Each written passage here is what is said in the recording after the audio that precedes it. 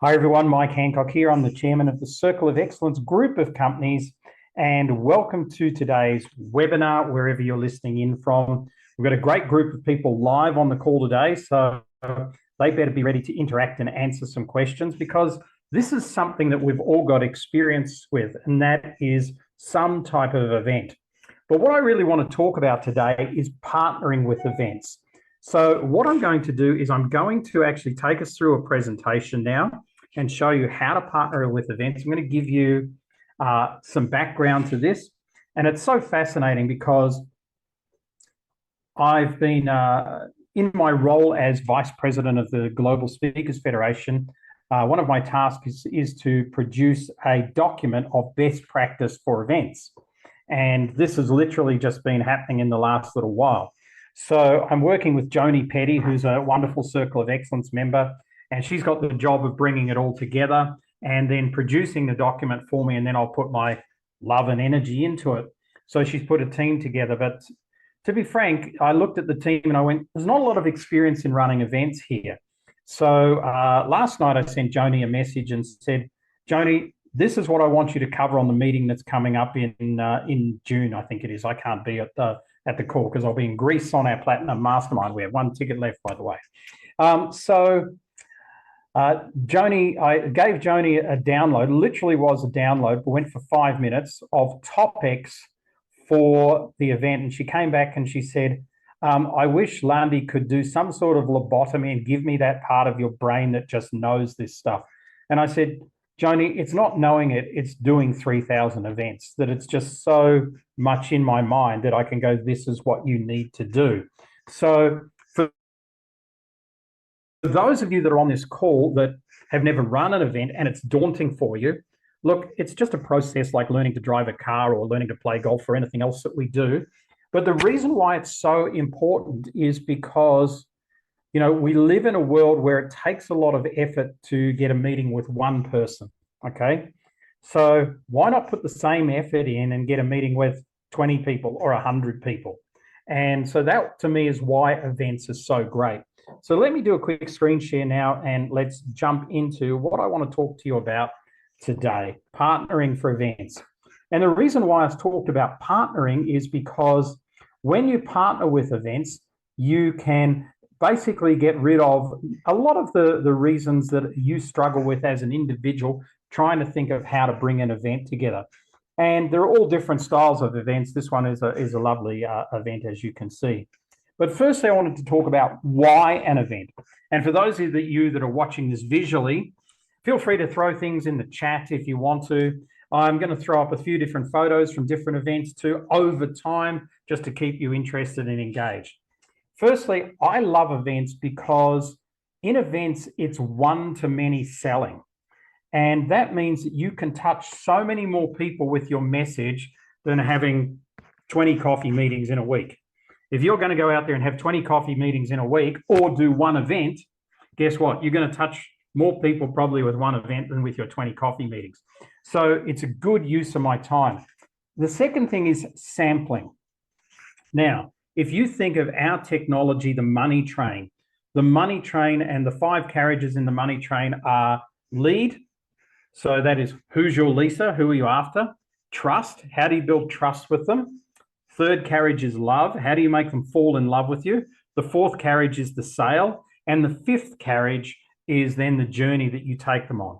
An event is very much about the second carriage. It's about building trust with people.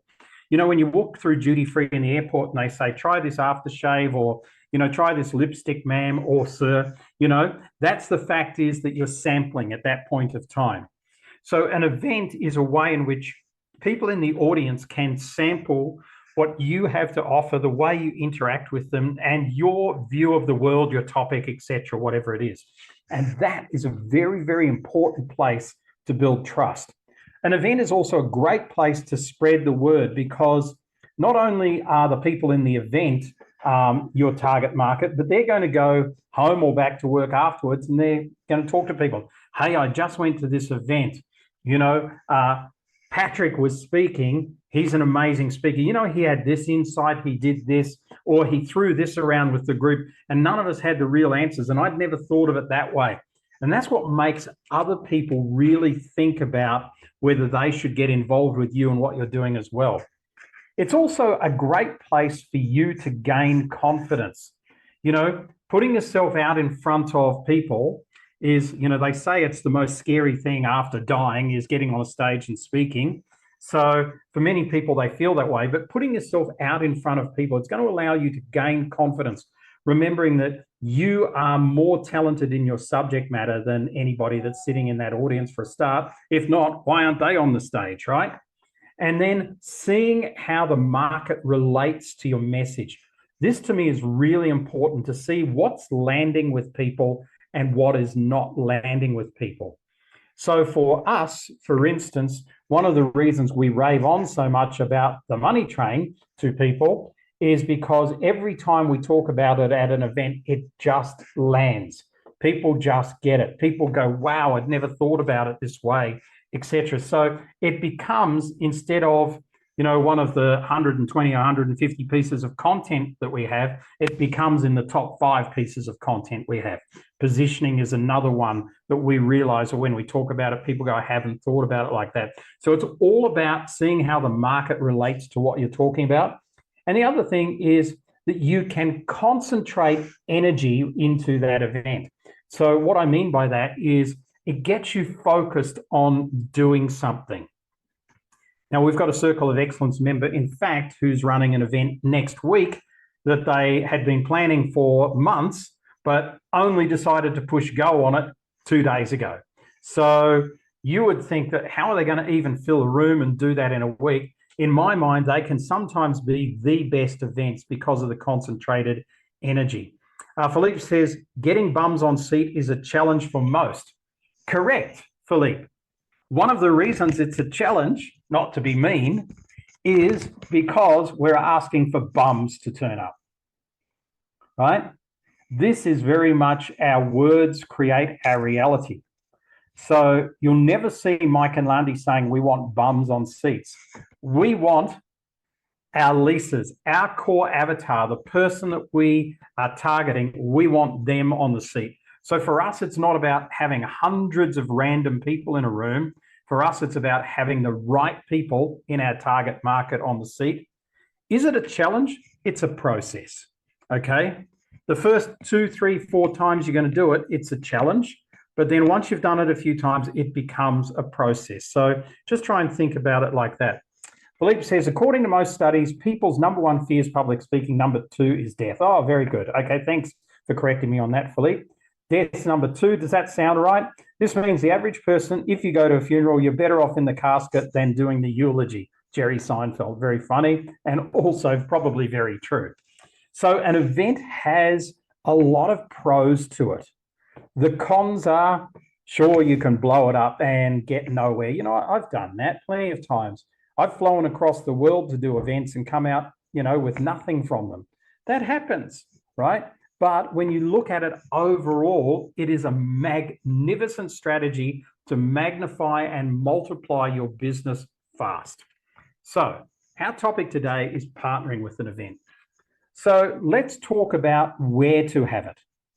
So some unique spaces are really good places to have it. Something that's unique. Now, Philippe, you made me think, what if you held it in a funeral home? Well, if you're a life insurance agent running an event, that mightn't be a bad place to have it. Okay.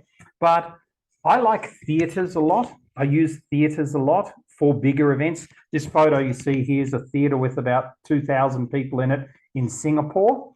But I like something unique. We're always looking for something unique, but it has to have the right feeling for it. It's all about energy management.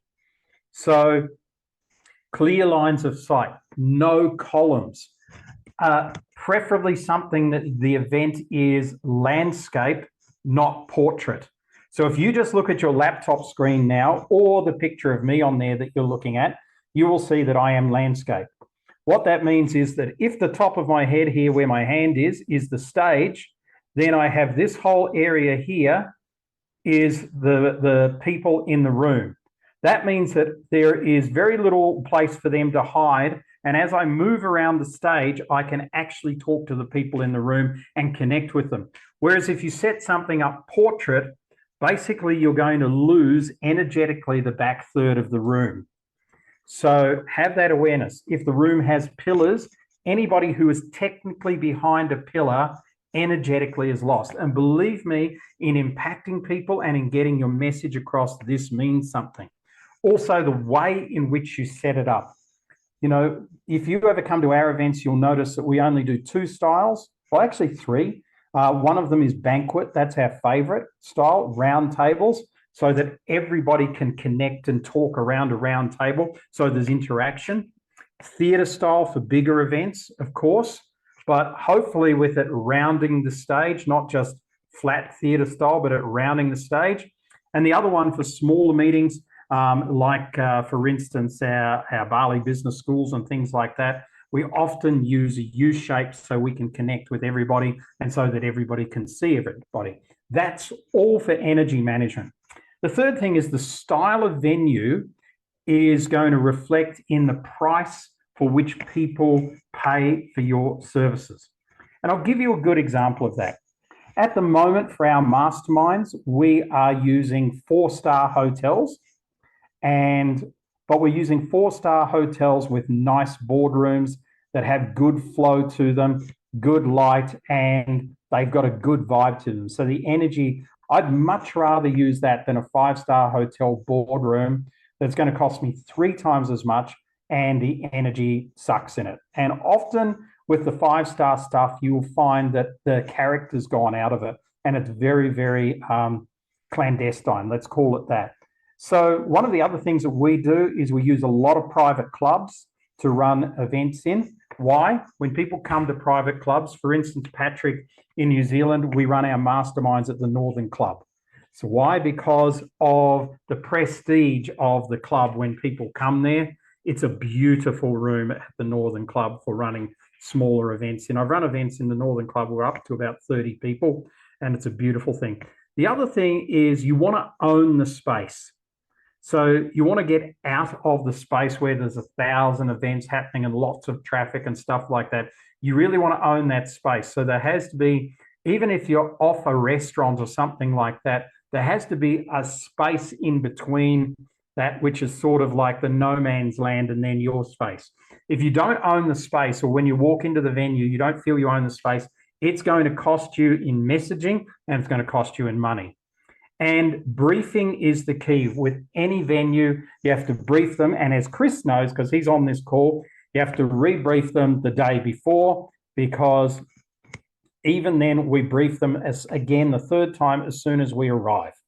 So if you forget to rebrief, there will be problems. When you get there, there will be problems. I think, you know, the 3,000 events that I've run, probably more than 90% of them, I've had to make changes on the spots when I've arrived. So with that so far, I'm interested in going to you guys here. And let's going back again. I want to ask you this question, the people on the call, and feel free to unmute in a second. I'll stop the screen share. Why would an event be a good thing for you? And what is a good type of venue that you think would work for you to host some type of event in? So let's go to everybody on the call. Feel free to interact with me, and let's see who's got what to say. Let me just check and make sure I can see your hands and everything like that. Otherwise, I have to go and ask people. So let's see. Oh, look, nobody's going to put their hand up. Oh, it's a tough question. So, Ian, I'm going to ask you, because I know you've run lots of events, and then I'm going to come to Brenda, was it? I think you said that. So, Ian, let's go for you first. Yeah, why are events important, and what's a great venue for you? Yeah, I mean, for me, it's that one-to-many factor.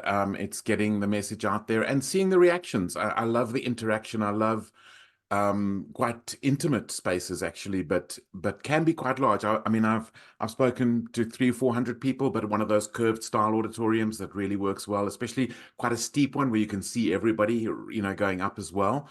But otherwise, the banquet style, I'm totally in with you on that. And I think I agree with you, kind of 4 or 5 star. My kind of clients would go to that sort of venue and they wouldn't go to something crummy. Yeah, exactly. And I mean, we're blessed in many countries in which we live that we have options. Options being country clubs, options being good quality hotels, boutique hotels, hotels that are a little quirky and fun as well. So I'm not talking about necessarily your Ramadas or something like that, but I'm talking about hotels. There's some great hotels that are quirky around the world. Brenda, you were going to say?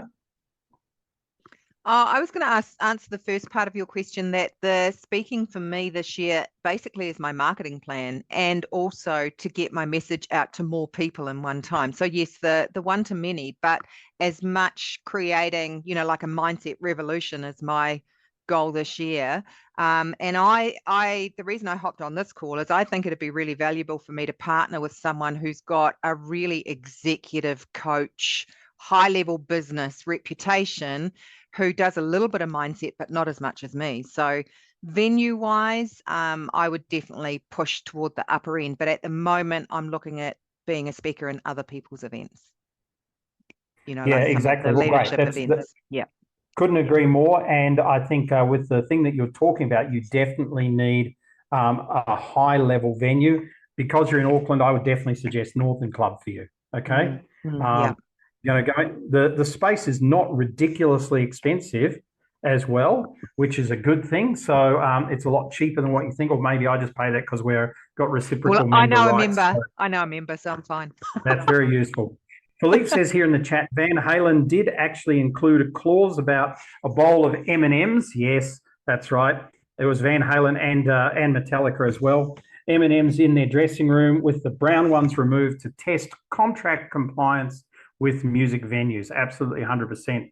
And Ian says, I thought it was Ozzy Osbourne. So it's definitely somebody. I always thought it was Metallica. So let's not agree to disagree on that. Okay, let's jump back in. There'll be more stuff, and I want more feedback from you moving forward as well. But for the moment, let's make sure the screen's there. So we've got the spaces. Let's move on. So I want to give you some event tips. So when you're running an event, your agenda for the event must really engage people. And nobody wants to come in this day and age to listen to 5, 6, 7 boring speakers speaking at you, okay, with messages the same, with PowerPoint slides with a bunch of words on them. That's going to do more brand damage for your business than anything else. The idea about being a presenter at an event is you want to be exciting, you want to be passionate, you want to be the best. Even if you're a speaker on this call, you need to be doing showcase type events. So your agenda must be engaging. You must have the key spot at the event. I mean, you're going to initiate this event with a partner, and we'll be talking about the partners soon. You're going to be initiating that. So you want the key spot. And so wherever you can get that, the best. The key spot for a short event is towards the end. The key spot for a one-day event is just before afternoon tea. So just keep those two in mind. You want to have prepared feedback forms and calls to action. So at the very least, you want to be able to capture from the event people's comments so that you can use those as testimonials and things like that. So also feedback so that you can see if people are intrigued by what you're talking about. And you've got to have some calls to action, whatever that is. And calls to action, some of the best ones are QR codes at the moment, forms that people fill in, assessments, splitting audiences. I love splitting audiences. So if you believe this, go to the left. If you believe that, go to the right. But the people I actually want to talk to is that on the right, and the people on the left, I get them to do something entirely different. That gives me time and space with the people in the event I really want to have. What's the right length of an event? Well, it depends on the topic. No event should be shorter than an hour and a half unless it's online. So then you could have a webinar that's 45 minutes or something like that. But if it's live, you want it to be at least an hour and a half. Just think of it like a film. And otherwise, it could be a morning or it could be a full day. And then we're talking bigger events, which is something entirely different. Who else is needed to support? So many people turn up at events by themselves, but you can't do everything and you can't meet everybody. It's always good to have a wingman there. I've just been thinking about an event I'm doing later this year, actually, and I've been thinking about who's the right wingman for that, because Lundy's not the right wingman because she's also on stage. So I can't put her on stage and then ask her to be my wingman and collect business cards. It's not going to work, right? So I've thought of my wingman or wingwoman in this case. And so I'm going to be asking her to support that event. And then, of course, what are the collaterals that you need to have at an event? Now, talking about partners at an event, there are, very different types of partners that you can have. For instance, I want to go back to this slide for a minute, which is the where to have it slide. This talk here was partnered with Success Resources. It was a Success Resources event run by Patrick, who's the silent partner in Success Resources. But it wasn't about what they do. It was actually a charity event. And this charity event, each of us, you'll find the video for this online somewhere.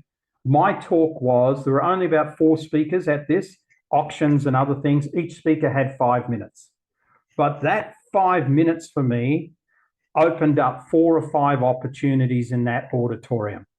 And I said there was a couple of thousand people there, but the opportunities were well worth it. So you can do some, pro bono stuff, if you like, for some charities who can fill audiences with the right type of people. This event, as you can see from there, is at Mindvalley. So this is actually at Mindvalley's head office in Kuala Lumpur, in Bangsa, in Kuala Lumpur there. And Mindvalley put on this event for us and for some of their Malaysian clients. And what they were doing there is they were trying to give back to their Malaysian clients. So you get this a lot. You get people who want to give back to their clients, but they're not competent speakers. They don't have a message per se. Now, Mindvalley has 100 messages, but who are they going to get in Malaysia who they've got on their books? There aren't too many of them. So therefore, when we were traveling through Malaysia, we just stuck our hand up and said to Vishen, hey, why don't you put us on a stage, put an event together for all your Malaysian people? He said, that's a good idea. So now that's how it happens. So it's just a matter of reaching out to some of these people. Let me just check the comments and move forward. Hi, Angela. Permaculture retreat for straight talking self-sufficiency. Yeah, that can work. I wasn't aware you did speak at Mindvalley. I've spoken at Mindvalley a couple of times. Without shoes, there's no shoes in the auditorium there. Van Kalen did actually include the clause about the M&Ms in their dressing rooms. Okay, thank you, Philippe. It looks like I'm wrong, Philippe. Looks like we're all wrong, Philippe. So Ian and I will change our statements in the future unless you hold us to bear there. So let's move on. So who are the natural partners for you? Well, this is the question that you need to ask. Who already has your audience? Does Mindvalley have Mike and Landy's audience? Yes, of course. Do Success Resources have Mike and Landy's audience? Yes, of course. So who already has your audience? What's in it for them? So that's the question they're going to be asking. What's in it for them? And often they don't need a lot to be in it for them. What they're looking for is they're looking for a touch point. They're looking for a reason to bring clients together. They're looking for a purpose.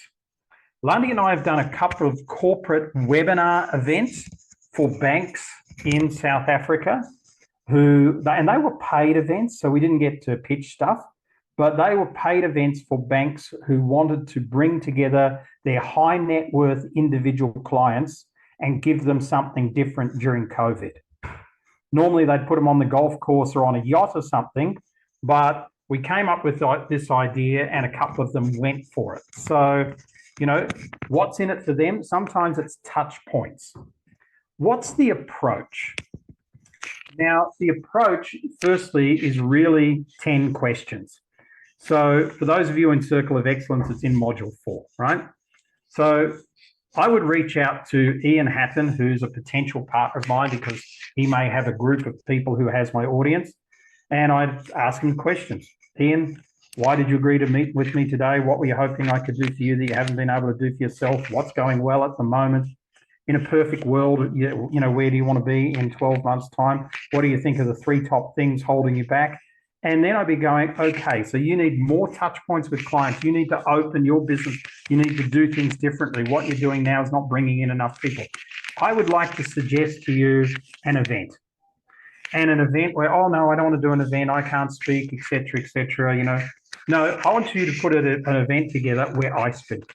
And what I'm going to do is I'm going to lift you up during that. I'm going to share with your clients how great you are. You're going to get a lot of third-party endorsement here.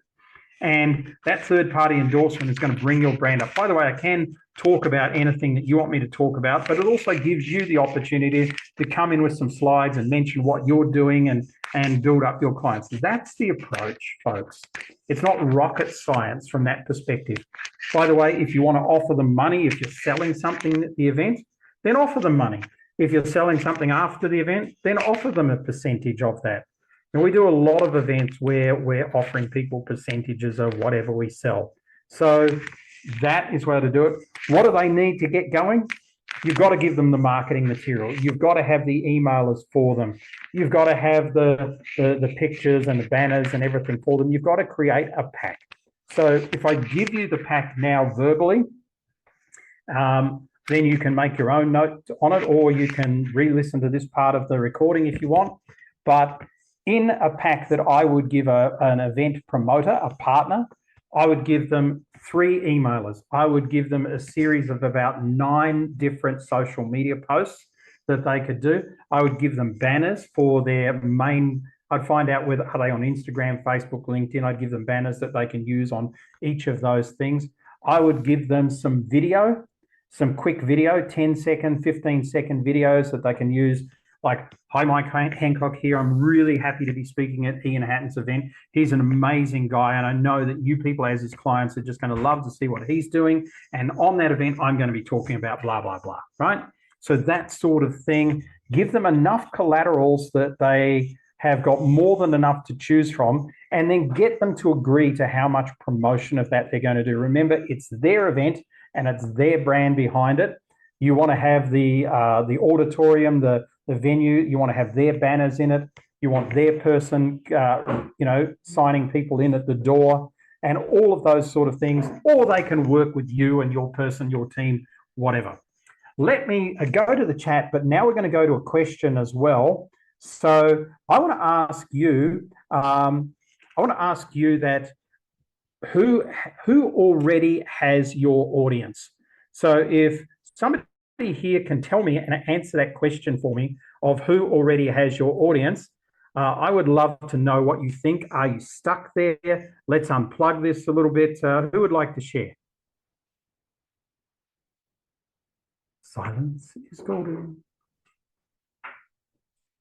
Thanks for the personal note about my microphone there. I've been bumping it around a bit against the desk, so I promise I won't do that anymore. Andrea says, I'm connected into business networking groups who have my audience. Absolutely perfect. You know, if you're trying to work with anything that's in the small business area, BNI, small business networking groups, meetup groups, you know, they might only get 10, 15 people there, but those 10 or 15 can be amazing. I know when we were in Auckland about 4 years ago, Lundy and I did a talk for a networking group. There was 32 people in the audience.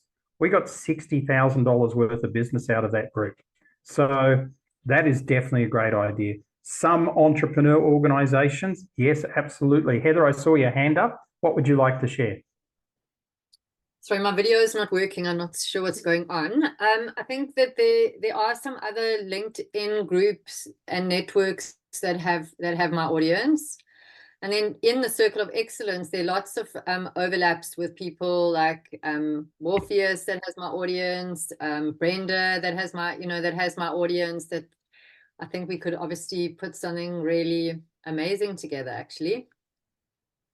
Look, I think, you know, I know Lundy and I both think that within Circle of Excellence probably exists everybody you need to leverage your business to the next level. And it may not be them, it may well be who they know as well. So, you know, highlighting, that's why I said to Patrick before, you know, take a screenshot of who's on this call and connect with some of them. Go and look at what they're doing. They're in the Circle of Excellence with you. They've all been vetted. This is a trusted, like, look at the sign behind my head. It says here, your trusted worldwide community. These are good people on this call. So there is a great places to network and do some things here. Brenda says, I often get asked to speak with architecture industry groups. Fabulous. So there may be one particular industry that really resonates with your message. And that's a great idea as well. And Patrick says trade industry bodies. Absolutely, Patrick, for you guys, it's definitely that. But it could also be in the science space because those people work for organizations. So it could be in those type of product creator space and things like that as well. I think each of you need a list of probably at least 10 to 20 people who already have your audience. For many of you, you're going to find this easy. For those of you that are doing this for the first time, you may find it a little bit more difficult. But for some of you, export groups, somebody mentioned LinkedIn groups. I think it was you, Heather. LinkedIn groups, like I would be looking at a LinkedIn group, and if that was incredibly active, then I might say to, you know, I'm talking about when posts go up from the group, there's 10, 15, 20 comments regularly. That's what I'd call pretty active, a lot of likes, you know, 30, 40, 50 likes. I would be reaching out to that person and suggesting to them that you do an online summit and that you have, and you already pre-plan it, invite some of the other people that you know, maybe they're in Circle of Excellence, maybe they're not, and say, let's put a summit on for 2 hours on this day. I'll bring 3 speakers. We're each going to talk for X amount of time. You talk about the group and what your mission is for the group, etc. Let's do some networking. Let's facilitate some networking there for people in the group. That can be a great way to leverage people in LinkedIn. Ian says, what is your view of virtual versus in-person events? I'm specifically thinking of global collaboration with partners. You know, I think, Ian, the answer to that is you've got to play it as you see it, right? So I just gave you an example of that would be difficult to pull a live event together with somebody like that who's running a LinkedIn group, and their interest level may not be that high to do that. But there are so many people that have the potential to run live events that haven't even thought of it. You know, the only reason all of us on this call know who Tim Ferriss is and the 4-hour work week is because Tim Ferriss launched the 4-hour work week at Twitter's live event. Twitter decided to run a live event. Tim Ferriss got somehow on the agenda for that event and launched the 4-hour work week, and that led it to become what it is. So don't think that companies in the tech space don't want to run events as well. You know, we have a client in Cape Town who runs an AI-based business, and Chris has been out to look at his business. I've never been there. Half of his business space is an event space. We've considered running events in there, but it's not quite appropriate for us. But he runs regular events in there, and he allows the Chamber of Commerce to run events in his space because that's how he gets clients. He's very, very smart with that. So there's a lot of people out there that can do that type of thing. So Ian, I think you can talk from a longer term. I think you could come up with an event package, partner with an events management company, and literally produce a pitch to a global organization who's not running a global event at this stage. You could do that, but the low-hanging fruit is to do an online summit. That's the low-hanging fruit. Okay, Heather says, Mike, would you charge guests for the LinkedIn summit? I probably would. Yep. It would be a low cost, but I probably would charge them for that. It might be $20 or something like that. And the reason why is you'll get less people, but you'll get more turn up, and those people will be serious. You'll get a better quality of audience there. Okay. Other people can watch the recording, but if you want to be on it live, you've got to pay $20. You can interact with the people, do live networking, etc., etc. Find a way to spin it so there's value there. Let's jump back into our presentation.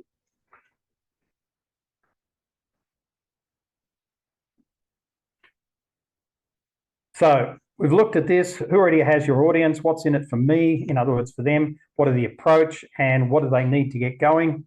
This event that you're looking at in the photo here is actually from Bali, but you'll see me, I pretty much stand out in the middle there in my blue shirt. But this event is probably the most multicultural event I ever spoke at. I think there were people from over 100 countries in this event. And this event was put on by actually a Russian company. And the Russian company was wanting to get people who were in their networks and they were wanting to work with from around the world. They brought them to Bali for 2 days and they gave them to me for 2 days. So, and my job was to just do what I do. And at the end, have people go, this is so fantastic. This company must be amazing. And then to invest and join the company. That was basically what it was about. So they already had my audience, lots of entrepreneurs in this, lots of very successful business people in this. Okay, moving on. I want to give you a case study. And this is Heather, this is where you're going. This is the Tight 5, as this photo is from 2007, so it's 17 years old. No, I never age, I just get older, right? So this was the event. We called it the Tight 5, which is a rugby term for the 5 people who pack down in the scrum first. It's a New Zealand thing. It was in New Zealand. The speakers at the event were Ali Mooney below me on the left, John Shackleton in the middle, Hannah Samuel, or Ferguson as she is now, and Bill James on the right there. I was speaking with Bill yesterday, in fact. And we put it forward as New Zealand's 5 best business speakers. Ali spoke about personality profiles. Mike spoke about leadership. John was a motivational speaker. Hannah spoke about reputation. Bill spoke about sales. It was a breakfast event, 6:30 till 9 o'clock. Breakfast is served from 6:30 till 7. Then at 7 o'clock, the first speaker walks on stage. 5 speakers, 15 minutes each, plus an MC in the middle. A great venue. The venue that we used for this generally, or we had a couple of different venues, but the main one we used, if we could get it, was the Eden Park Rugby Hall of Fame. And that held 300 people, which was packed to the gunnels for the first event. The least number of people we had in this event, we did it for 3 years every quarter, was 150 or 160 people, which was the last one that we did. And all we did was get up and do a 15-minute showcase of our talks and have a feedback form there that said, which speaker did you like the best and which one do you want more information from? Tick the box, put your name down there, and we will be in contact. And that's how we all filled our diaries full of work for the year through these breakfasts. Very simple. We charged for them. We didn't pay for the venue. The venue was basically there because breakfast, we bought 300 breakfasts, but the 300 breakfasts were all paid for. So there was a booking site, let's call it $20 for breakfast or whatever the price was. People went on there and booked. We all reached out to our client lists, our databases, our social medias, whatever we could, and that's how we filled the rooms. And as I said, 150 to 300 people every time for 3 years, doing it once a quarter. This is a wonderful way for you to showcase what you're doing with other people. Now, you don't have to be a speaker to do this. You can be a subject matter expert. So for instance, Patrick and Angela, you can do this with other people in the health and well-being industry. You can have an expert from exporting in there. You can have a manufacturer in there, i.e. Peter. You can put that together from that perspective, and you can have a couple of people who have got big lists. You could even team up with, if you're an alumni of a university, say Massey University, and ask them to sponsor the event with these key people to talk about exporting products on New Zealand health to overseas.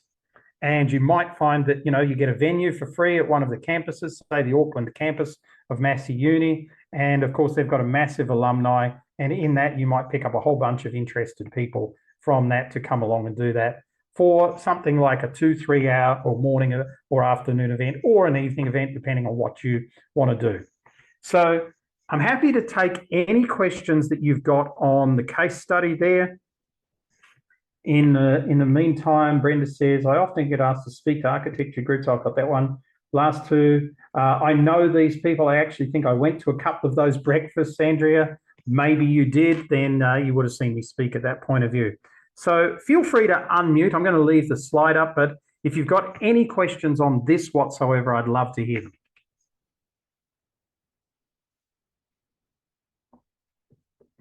Let me just see if I can see all of you there. Oh, there was a better one for me. Okay, no questions. Oh, we might have something in the chat here. Let's go. Patrick and I have the opportunity of New Zealand Trade and Enterprise in the Waikato if anybody wants to join in June. Now, there's a great thing. Brenda says, I'm super keen if later in June because she's going to be in Greece with us early in June. Ian, you raise your hand. Go for it. Yeah, this is an idea I've been playing with, is exactly what you've shown, because I think I first heard you talk about this about 3 or 4 years ago, and I really want to do it, and I'm not quite sure why I haven't. And maybe I'm not convinced that my closest friends who I would love to do this with have all of the audience. So to me, Philippe said right up front, bums on seats is the big thing, and I'm not sure I know how to do that properly. High quality individuals on seats, Ian. So you might look at the people who are not your friends, but can bring people. So they've got to be good people, right? But if you look at speakers who have been in business a long time, who have a good following in this country, you could do this with Robin Banks. You could do this with Steph Duplessis. You could, the list goes on and on and on. Right. So from that aspect, there are many. You could do this with Nikki Bush. She's got a great list. Right. So there are many different people that you could involve. And when I kicked off this idea back in the start of 2007, I didn't know Hannah at all. And I didn't really get along that well with John at that point of time. But I knew and loved Ali, and I knew Bill. And so I went to Bill and Ali, and they just loved the idea. And Ali's got an amazing database, and she suggested I bring in John because he's got an amazing database. And Bill suggested we bring in Hannah because she's got a great database and she's a great person, great speaker. So that's what we went for. And I had the worst list because I hadn't been working in New Zealand. I'd been working overseas. So my New Zealand list was rubbish. But it didn't matter because I put the idea together, I put the event together, and basically the room was filled with other people's, clients. And because you don't talk about the same things, but you're complementary, then that's what makes all the sense there. So I would look broader, Ian. There may be also a subject matter expert who could potentially be part of this. So I'll give you one who is a Great Circle of Excellence member. That's Chantel Botta. And Chantel has a great list. She's got a massive business. She's a wonderful person. She's not typically a speaker, but she speaks a lot. So, and she's spoken on a lot of big stages. So that's definitely who you might be able to work with. Okay, let me move on. So here's some event options. I would do a breakfast event if I was trying to bring together industry CEOs and high-profile people. Why? Is because as soon as they get to their office, you've lost them, okay? They get involved in dramas and meetings and things like that. So hence, for the meetings that we just ran in with Type 5, they were always breakfast events. You literally want them to get out of bed, shower, and drive into your venue, have their breakfast, and they're still at the office just after 9 o'clock. That's the key with it. We always managed to finish about 8:45. So that let people who really were going, oh, I want to go at 9, I want to go at 9, they were over and done by 8:45, because as you can see, 5 speakers speaking for 15 minutes each is 75 minutes. So with an MC, that takes an hour and a half. With a couple of people going overtime and whatever else goes on, you're definitely well inside of 9 o'clock if you start at 7. So that allows people to get away early. That's what I would do with high-profile people. If I had alliances, if I was trying to build alliances, I would do a lunch event. Now, what does that mean by, in order for you to run an event, you may actually want to do an event so you can find partners. So we call them, Lundy and I call them dine and deals, and we do them quite regularly when we travel. And that is that we pull together a group of people, and with that group of people, we organize a restaurant. Everybody comes in, they pay for themselves, we don't pay. And we literally get them networking for the hour and a half that we have lunch, but then we get to pitch our stuff. Of course, we get our 10 to 15 minutes where we get to pitch what the real reason is that everybody's there. They work really well, and people love them. People have a good time. You pick a good restaurant, you get a private spot in the restaurant. Like if you can get a private room, it's fantastic. That works really well. And you can open marketplaces with that. So, Ian, next time you're traveling, if you're going to, I don't know, London, for instance, you might want to do a couple of dine and deals and bring in the type of partners that could fill events for you in London in a future time. If you've got targeted prospects and you really know who they are, I would suggest some type of mastermind event like we run. Most of you on this call have been to one of our masterminds. They still work very, very well for us. We don't have to sell anything at the mastermind, as you know. We don't pitch anything. We just simply sample our work for 3 hours. So, and that does enough for have people say, I would like to work with these guys. What's next on the agenda, et cetera, et cetera. Joint speaker events is sampling. When I say joint speaker, you don't have to be a speaker. I mean, you can be an expert, a consultant, a retailer, whatever you are, it doesn't matter, but you're a speaker at that event. That allows the audience to sample what you do. And I can't tell you how important that is, that you do that, whether it's online or offline. By the way, if you're doing an online event like that, I wouldn't sit down and do that necessarily like I'm sitting down talking to you today. I would probably use a different format. Often we'll stand and we'll have the flip chart. We'll work off a flip chart to do it, but we'll be standing. So we do that a lot. Otherwise, we have a much different bit of technology where we split our screen so we're at least as big as what we're talking about on the screen. So that can happen as well. So the other one is a one-day event. I would run a one-day event if I want to sell something. So we run these business mastery global events from time to time. They're there for us to pitch stuff. We're pitching on that. We're selling things from stage from that. There are other speakers that are involved, but there's always something to buy at those events. And then an evening event is really a preview. And a preview, another way is it's sampling, but it's sampling with much more of a purpose than just sampling. Generally, what it is, it's the start of your funnel as you're channeling them into something. So you might have a preview event. I used to run lots of preview events. I haven't done for some time.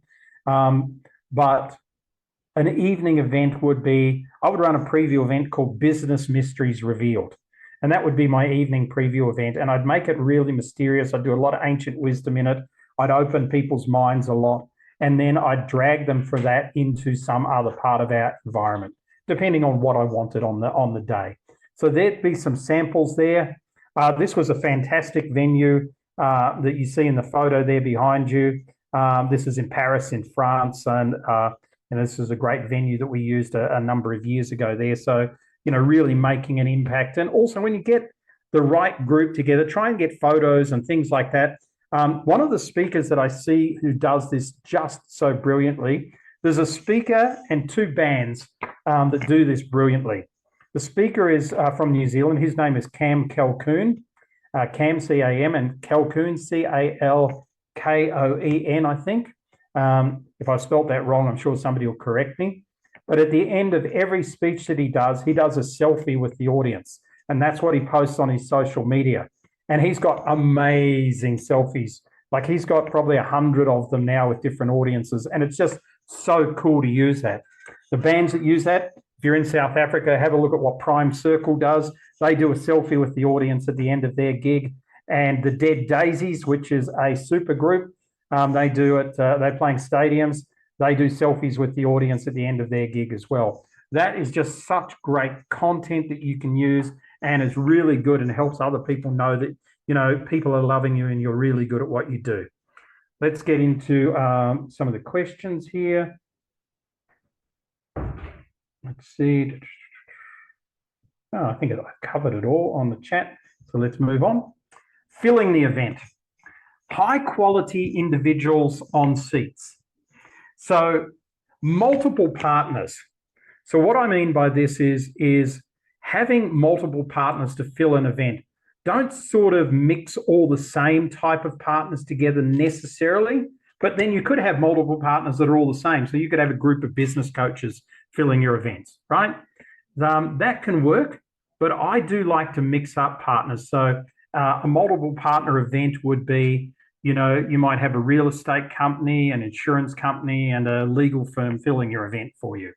That could be it.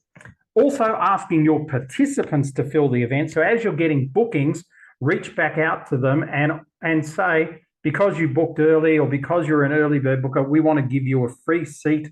All you have to do is tell us the name and email address of the person you want to bring along, and it's absolutely free, right? So that works also.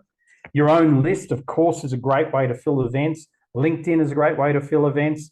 We fill lots of events through LinkedIn. Yes, it takes work. Sorry about that, but it doesn't take as much work as what you think. So, you know, these days to get a mastermind full of 12 people, Chris will correct me if I'm wrong, we're reaching out to about 500 to 600 people. That takes about 30 seconds each, plus the messing around. So say 2 minutes each. So let's call it 1,000 minutes. So 1,000 minutes to do that, you know, that might take a week's work to fill an event. I don't even know what 1,000 minutes in, 60. So 10 of those, 10 hours, not even 20 hours work. And so to fill an event whereby, you know, if you're good at doing this, you're going to make money at it. So when you go, oh, this is an awful lot of work, think about it realistically, folks. Chambers of commerce, there's lots of events already going on that you can slot into. Lions clubs, Rotary clubs, there's always those type of people. For many of you, you know, you're members of these things, but you've never spoken there. And people don't know what you do. You're just a happy person that turns up and volunteers your time. And my question is, who has a list and they need money and reputation increased? They're the people who are going to help you fill an event. So they have a list and they need money and reputation. You know, the first events I ever ran when I stepped out of corporate and started my property investment company, I built that company off events. It was technically an events company that did property investment. I just went to every accountant and every financial planner I could and said, can you invite your clients to this event? And some of them would, and then I'd run the event, and then I'd share all about the property market and what's going on and how they can invest and how good it is and all of that sort of stuff. And then I'd have my call to action. I'd get all my leads, I'd follow them up, I'd sell them, and then I'd pay commissions to the people who introduce them to the accountants and financial planners. By the way, I've also used accountants to fill entrepreneur events. My own accountant, he's probably filled, I've stopped doing it now, stopped asking him because his audience has changed. He's moved out of the entrepreneur space more into the property market. But I've probably done 6 events with him and I've got clients out of his list. So, you know, those events have had 15, 20 people in the room, but they're good, solid events. They really are good, solid events. So your accountants, your lawyers, all of those people have a list and they need either money or reputation, some of them both. Other stuff you may want to know, let's just go back a minute. There's Lundy on stage at a wonderful event there that we ran, that we pulled together in a week and had 100 people in it. So you can pull together events in a week. Other stuff. You want to run an event, even if you don't run events, quarterly at least. So I think you should do this at least quarterly. Something like breakfast for 20, lunch for 10 people. Just keep asking partners whether you can run an event for their clients and get their clients in a room so that you can uplift them. If they need money, you can give them a cut perhaps on any sales that you get. You want to refine your pitch. You want to refine your talk. This is a great place to do it. And of course, have fun, just like we're having fun there. And that's in a 16th century French castle in the middle of France. So that's what I've got to share with you today. Let's finish up by getting any feedback from you guys about what you learned, what you're going to implement, etc., etc. So who would like to share something or has a question to finish it off? Andrea says, I had an event I ran in 6 weeks with 135 attendees and paid. Crazy, but it was great. Yeah, that's one of the fun things about events. They're like a wild horse, many of them. And I know we've run events where 2-3 days beforehand I'm going, oh no, this is not going well. And then I get there on the day and it's gone very, very well. And sometimes it's not about the numbers of people that turns up, it's about the who turns up. And so one of the keys for events, if you're running events, is if you're expecting 50 people, don't set the room for 50 people, set it for 30 people. Learning today from Philippe is high quality person in the audience equals ideal clients, no bums, great. Ian, could you show the last slide again, please? Oh, you have to pay me to do that. So let's see if I've still got it here. Okay, there it is there, coming right up for you. The other stuff slide. Quarterly at least. Try and get a breakfast going for at least 20 people who could be in your target market, particularly if they're high individuals. That's a nice thing to do. A lunch for 10 people to get them together, do a dine and deal, experience that. That'll be fun. Keep asking people. Use this whole thing to refine your own pitch and your talk and have fun with it. We are pretty much out of time. And dearly, lesson equals if targeting C-suite, breakfast works and get them out by 9 o'clock. Brilliant. If that's the message you've got, then that's a wonderful message. Folks, I want to thank you for being on the call today. We've got a couple of minutes here. You know where to find me if you need me. Apart from that, have a wonderful evening, afternoon, day, morning, mid-lunch, in the middle of the night, whatever it is for you. And thanks once again. I'll be back talking to you here in this environment in just a few weeks. Catch you later. Bye. Thanks, Mike.